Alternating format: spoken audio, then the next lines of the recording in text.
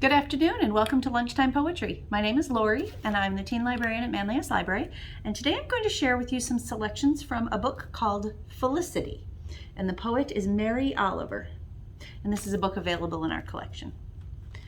I'm going to read 3 poems from it, and the first one is called That Little Beast. That pretty little beast, a poem, has a mind of its own. Sometimes I want it to crave apples, but it wants red meat.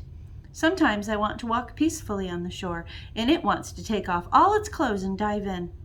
Sometimes I want to use small words and make them important, and it starts shouting the dictionary, the opportunities. Sometimes I want to sum up and give thanks, putting things in order, and it starts dancing around the room on its 4 furry legs, laughing and calling me outrageous.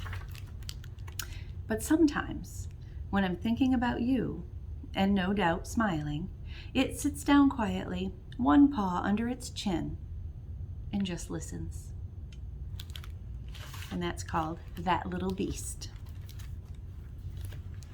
Next one is called The World I Live In.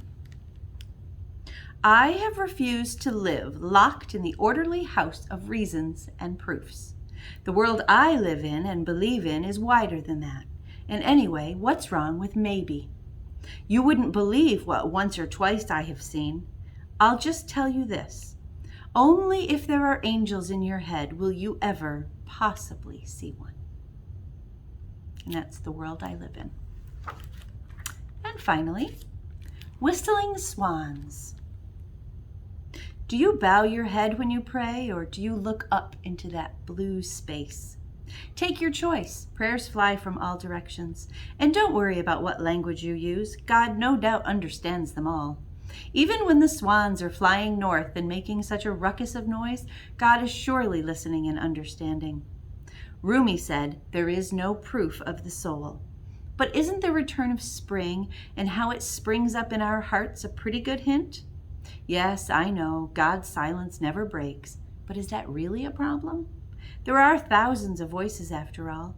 And furthermore, don't you imagine, I just suggest it, that the swans know about as much as we do about the whole business? So listen to them and watch them singing as they fly.